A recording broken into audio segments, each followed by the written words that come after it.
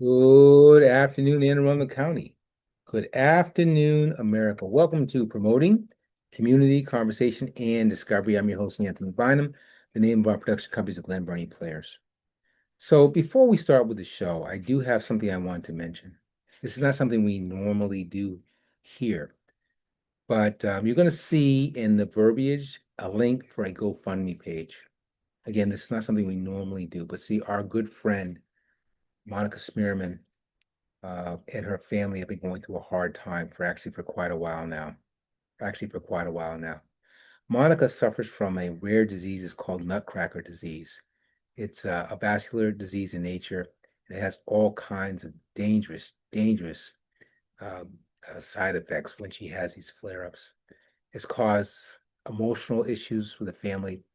It's caused financial issues with the family. And it's just something that she's learning to cope with, but it's very difficult. Again, it's one of these rare diseases. So if you could just go to the link and just look at it, um, it would be appreciated. I think you'll see that there are many good causes. Life is hard for many people. We know that.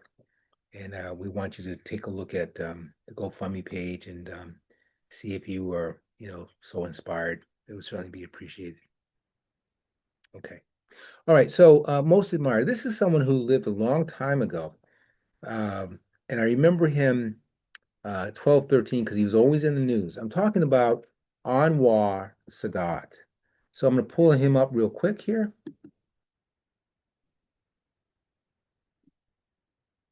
Yes, it does seem like it was so long ago.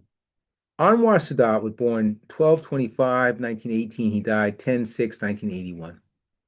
He was actually the third president of modern day Egypt. Let's look at his life a little more closely. He was a politician and he was a military officer.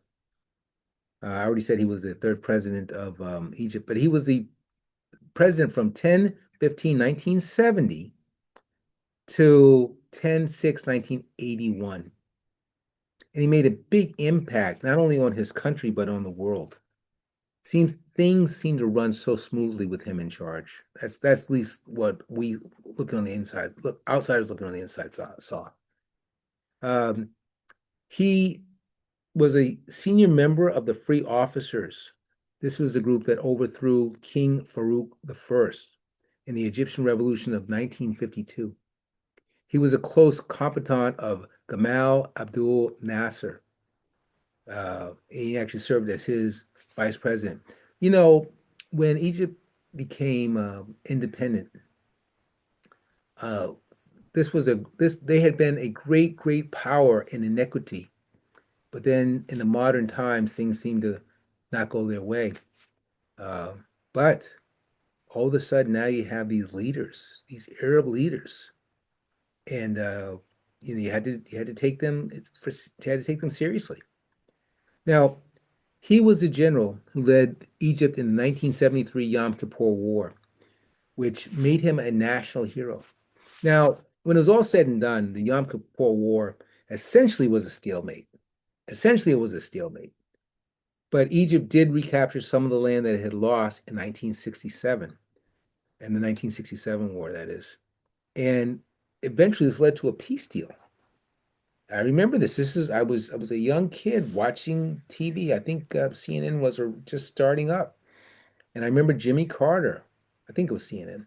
I remember Jimmy Carter and Menachem Begin and Anwar Sadat shaking hands and showing people, "Hey, we can have peace. We can have peace."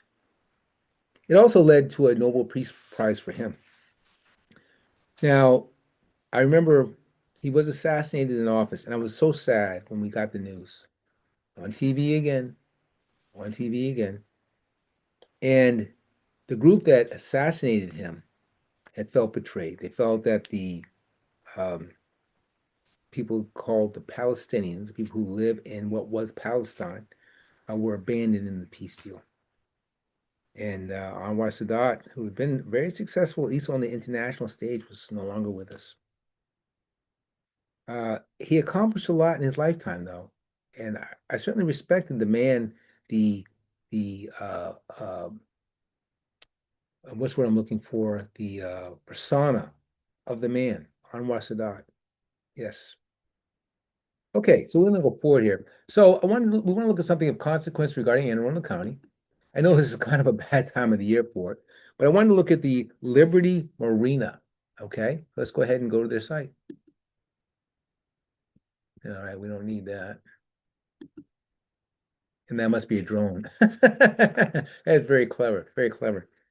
So they are located 64 Old South River Road in Edgewater. They're right on the South River. They have some great amenities. They offer 25 ton capacity travel boat lift. They have full fuel docks, flexible boat storage, plenty of dockage, and they have the Liberty Weather Station. So you're going out early in the morning, you might want to know what you're going to face with, right? um, I see them. You can see them on the highway as you're crossing that route to crossing the river, going over from Annapolis to I guess that's Edgewater there. Okay, so we're going to stop the share. I think it's right down here. Perfect. Let's blow this up a little bit. Okay, very good. Upcoming. Well, next week is Thanksgiving, so we know what's upcoming, right? A lot of food. There are a couple of events, though. These are musical events. Anne Arundel Community College Symphony Orchestra and Big Band. I believe the orchestra has the 22nd, the Holiday Artisan Market Reception, and the 23rd is something called the Winter Wonderland at Robert E. Kaufman Theater in Arnold. So I believe it's those two playing two different venues, 2 days in a row. And again, it's brought to you by the Anne Arundel County Chamber of Commerce. Okay. Affiliates, these are the people who air community conversation and discovery. So we start off right here with AAC TV in Glen Burnie, Greenbelt Cable Access in PG County, Amherst Media in Amherst, Massachusetts, Manhattan Neighborhood Network in the Big Apple, New York, and Brunswick TV3 in Brunswick, Maine. Also, we want to thank our references. This is Wikipedia and, of course, Google Images. And, of course, our sponsor, The Cleaning Shop. More information is available about them and their services uh, in the credits. So, until next time, this is Anthony Bynum. For all our friends here at the Glen Burnie Players, bye-bye.